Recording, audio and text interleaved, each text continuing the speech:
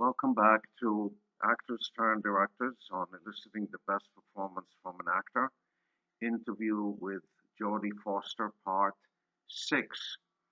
This is a book that was sponsored by the Directors Guild of America, who enabled me to interview 10 A-list directors who started out as actors because I felt insecure dealing with actors, and I didn't know how to speak with them, how to elicit the best performance from an actor. And as I mentioned in my earlier parts of the interview, I went to the Directors Guild and asked permission to interview directors who started out as actors, as so they could serve as mentors. And the short interviews, the short versions will go into the Directors Guild magazine, and the long version will go into my Actors Turn Directors book, which I'm reading from.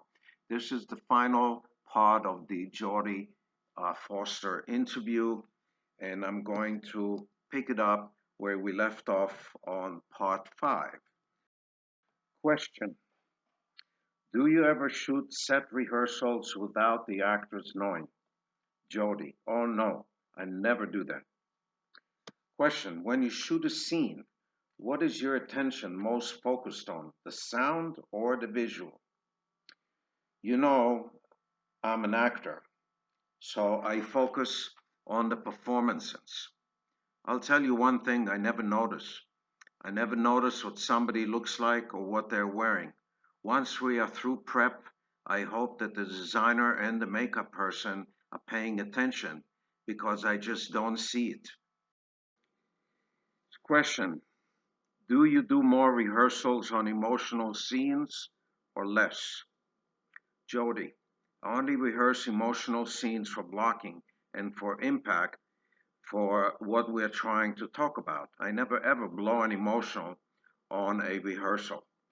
Side note to my audience, I forgot this lesson that Jodie had taught me, and when I made my first film, I made a big mistake in rehearsal. One of the actresses was crying, and then when I tried to get her to do that again with the camera rolling, I was unable to do so.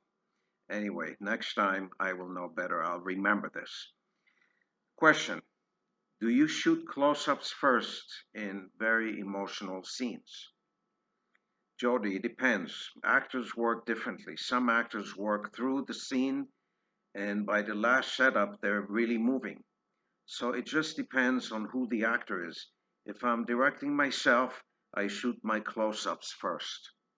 Question: how many takes do you average? Jodie: 5 or 6, but I almost never print more than 2. And in fact, I'm famous for printing one take on everything because I don't like getting into the cutting room and having 40 choices and not remembering why I didn't like them. I don't like too many choices because I feel they distract me from what I'm going for.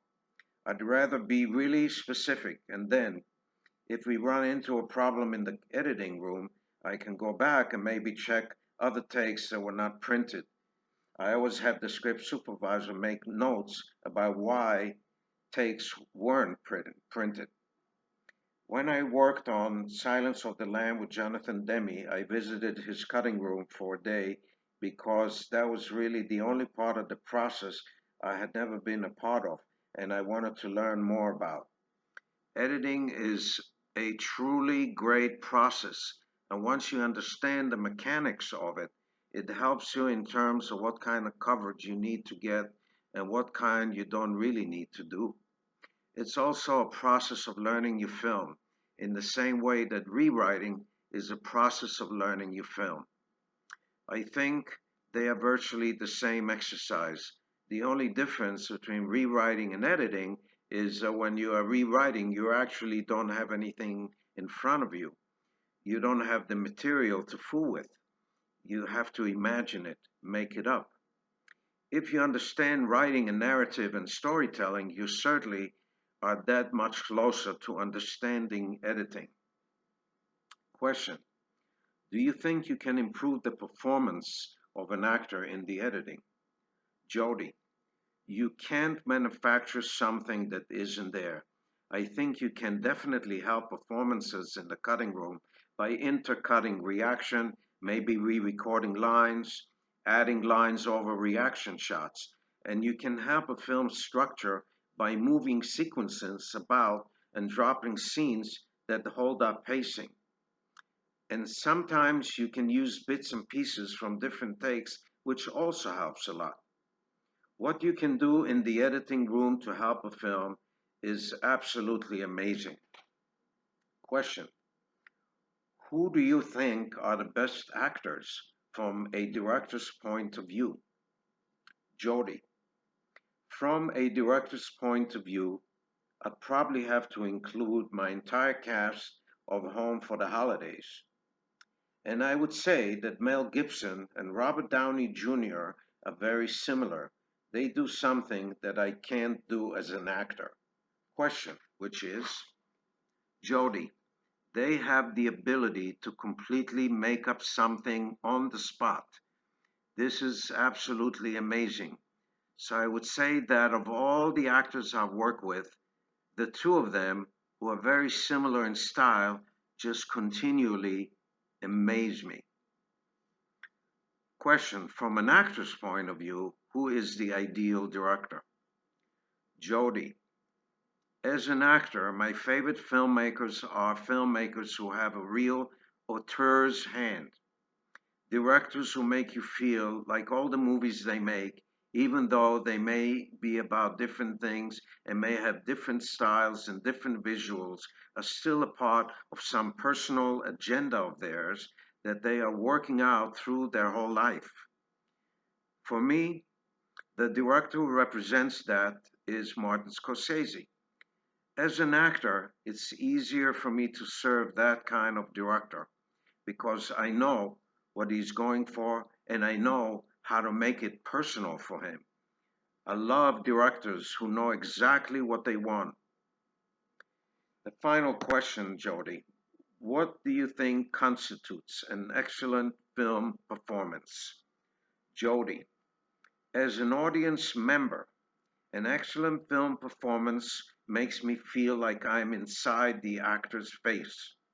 I know that's a silly thing to say, but sometimes I get this experience when I feel like I'm inside their face, experiencing what they are experiencing.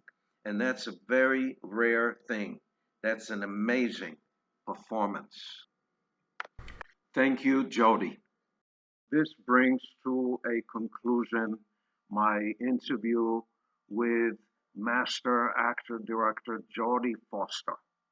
Next up is Leonard Nimoy, who, in my opinion, was a PhD interview regarding the actor director relationship. And I hope when that video goes up, you will tune in. I must say that revisiting these interviews while making these videos has been a tremendous asset for me because as I am preparing to direct my next film, it refreshes my memory so that when I set my foot on the set, I will remember and be able to elicit a best performance from my actors. Thank you for tuning in. If you find this information valuable, please like, share, and subscribe, especially if you have friends or family who are aspiring or professional actors and filmmakers who may find great value in these wonderful interview. Thank you for tuning in. See you on the Leonard Nimoy interview part one coming up soon.